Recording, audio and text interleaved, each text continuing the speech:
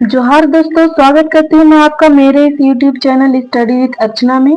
ये वीडियो ऐसे स्टूडेंट के लिए बहुत ही हेल्पफुल है जो जेपीएससी, जेएसएससी, एक्साइज आदि एग्जामों की तैयारियों में लगे हुए हैं। तो शुरू से लेकर अंत तक वीडियो को जरूर देखिए और चैनल को सब्सक्राइब करें, लाइक एंड शेयर करें। तो चलिए स्टार्ट करते हैं आज की क्लास को और जानते हैं झारखंड के जलप्रपात के बारे में। ऊंचाई से गिरते हुए जल को जलप्रपात कहा जाता है। अगर हम लोग इसके निर्माण की बात किया जाए कि जलप्रपात का निर्माण कैसे होता है, तो झारखंड के पठारी क्षेत्र में नदी के अपवाह मार्ग में मृदु शैल के अपरदन या कठोर शैलों के अवरोधन के कारण जलप्रपात का निर्माण होता है। जलप्रपात और झरना में क्या अंतर होता है, चलिए हम लोग इसको समझ लेते हैं। झरना छोटा होता है जबकि जलप्रपात बड़ा होता है। झरने से पानी जमीन से फूटकर निकलती है जबकि जलप्रपात नदी में होता है या फिर नदी में बनता है। झरने से पानी थोड़ा थोड़ा झरता है या फिर गिरता है, जबकि जलप्रपात में ऐसा नहीं होता है। जलप्रपात में ऊंचाई से पानी गिरता है। अब इतना समझ लेने के बाद हम लोग एक नजर डालते हैं झारखंड के मैप पर और समझते हैं कि झारखंड में बहुत सारी जिलाएं हैं जिसमें बहुत महत्वपूर्ण जलप्रपात है जो एग्जाम की दृष्टि से बहुत ही महत्वपूर्ण है और यहाँ से क्वेश्चन बनते हैं। साहेबगंज में आपको मोतीझरा जलप्रपात देखने को मिल जाएगा और ये जो है अजय नदी पर बना हुआ है। ठीक है, अजय नदी पर ये मोतीझरा जलप्रपात आपको देखने को मिल जाएगा। आपको धनबाद में देखने को मिल जाएगा मुनिडीह जलप्रपात। आप रामगढ़ जाएंगे तो रामगढ़ में मिल जाएगा आपको रजरप्पा जलप्रपात, जो दामोदर नदी और भैरवी नदी के संगम पे है। इसी के संगम में छिन्नमस्तिका मंदिर का भी निर्माण किया गया है। रांची में अगर आप आएंगे तो रांची में आपको मिलेगा हुंड्रू जलप्रपात, दसम जलप्रपात देखने को मिल जाएगा। दसम जलप्रपात को दसोंग जलप्रपात भी कहा जाता है। जोना जलप्रपात या फिर गौतम धारा जलप्रपात भी आपको रांची में देखने को मिल जाएगा। फिर सोनुआ जलप्रपात आपको देखने को मिल जाएगा रांची में। सीता जलप्रपात, तीरू जलप्रपात, ये सब आपको रांची में देखने को मिल जाएगा। पंगूरा जलप्रपात भी रांची में देखने को मिल जाएगा। अब बात करते हैं खूंटी का। खूंटी में आपको पंचघाघ देखने को मिल जाएगा। पूर्वी सिंहभूम की बात करें तो यहाँ धारागिरी जलप्रपात देखने को मिल जाएगा। पश्चिमी सिंहभूम में आपको थकोरा जलप्रपात, लुपुंगट्टू जलप्रपात और हिन्नी जलप्रपात आपको देखने को मिल जाएगा।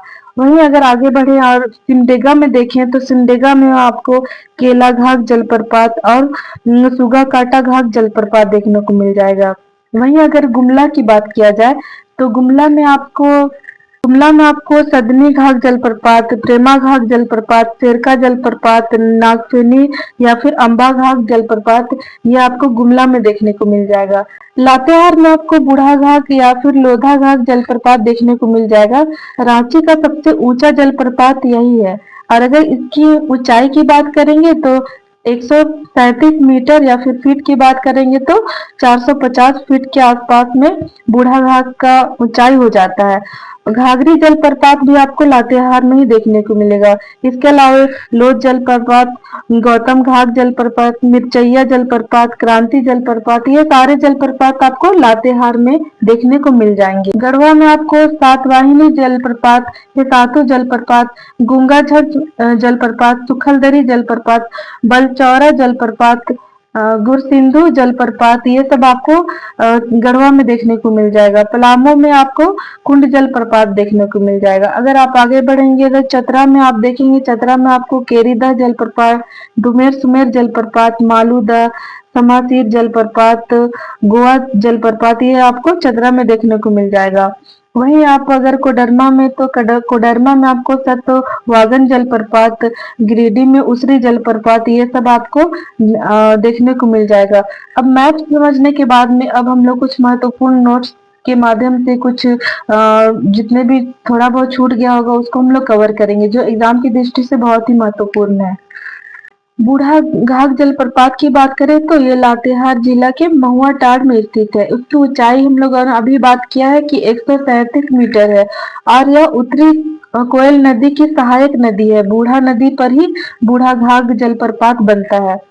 मुनिडीह जलप्रपात की बात करें तो ये भटिंडा जलप्रपात के नाम से भी जाना जाता है और ये धनबाद के मुनिडीह खदान के पास में स्थित है। सदनी घाघ जलप्रपात की बात करें तो ये गुमला जिले के शंख नदी पर स्थित है और यह झारखंड का तीसरा सबसे ऊंचा जलप्रपात है, जिसकी ऊंचाई की बात करें तो 60 मीटर इसकी ऊंचाई हो जाती है। मोतीझरा जलप्रपात झारखंड के साहेबगंज में है, जो अजय नदी पर स्थित है। और रजरप्पा जलप्रपात रामगढ़ जिला में दामोदर और भेड़ा नदी के संगम पर स्थित है। इसकी ऊंचाई की बात करें तो ये 4 मीटर है। बलचौरा जलप्रपात झारखंड के गढ़वा जिले में स्थित है और कन्नर नदी पर स्थित है। उसरी जलप्रपात की बात किया जाए तो गिरिडीह जिले के उसरी नदी के खंडोली पहाड़ी के ढलान में स्थित है। और दसम जलप्रपात की बात करें तो ये दसम जलप्रपात के नाम से भी जाना जाता है, और जो कांची नदी पर स्थित है। कांची नदी पर स्थित है, जो संरेखा नदी की सहायक नदी है। दसम जलप्रपात की ऊंचाई की बात किया जाए तो ये 40 मीटर है। तमासीन जलप्रपात झारखंड के चतरा जिले के महाने नदी या फिर फल्गु नदी पर स्थित है। गुरसेंदु जलप्रपात गढ़वा जिले के कन्हर नदी पर स्थित है। और गोवा जलप्रपात की बात करें तो ये झारखंड के चतरा जिला के फल्गु नदी पर स्थित है। फल्गु नदी को चतरा में महाने नदी के नाम से जाना जाता है। घरिया जलप्रपात की बात करें तो ये लोहरदगा में स्थित है। गौतम धारा का दूसरा नाम जोना जलप्रपात है। ये रांची जिला के राढ़ू नदी पर स्थित है। इसकी ऊंचाई की बात किया जाए तो 17 मीटर है। सुखलदड़ी जलप्रपात की बात किया जाए तो ये कन्नर नदी पर स्थित है। सुखलदरी जलप्रपात गढ़वा जिला के कन्हर नदी पर स्थित है। सुगा काटा घाट जलप्रपात सिमडेगा जिला में हरदी बोडा व पुरना गांव के शंख नदी पर स्थित है। सेरका जलप्रपात की बात करें तो ये गुमला जिला के विशुनपुर के सेरका नदी पर स्थित है। हुंड्रू जलप्रपात झारखंड के रांची जिला के स्वर्णरेखा नदी पर स्थित है, जिसकी ऊंचाई की बात करें तो 74 मीटर है। हिपात जलप्रपात की बात करें तो गुमला जिला के घाघरी नदी के स्रोत स्थल पर है। तो ये थे झारखंड के कुछ महत्वपूर्ण जलप्रपात जो एग्जाम की दृष्टि से बहुत ही महत्वपूर्ण है। तो शुरू से लेकर अंत तक वीडियो को देखने के लिए आपका बहुत बहुत धन्यवाद। और वीडियो अगर अच्छा लगा हो तो वीडियो को लाइक करें, शेयर एंड कमेंट्स करें। तो चलिए मिलते हैं नेक्स्ट वीडियो में, तब तक हंसते रहिए, मुस्कुराते रहिए। Thank you.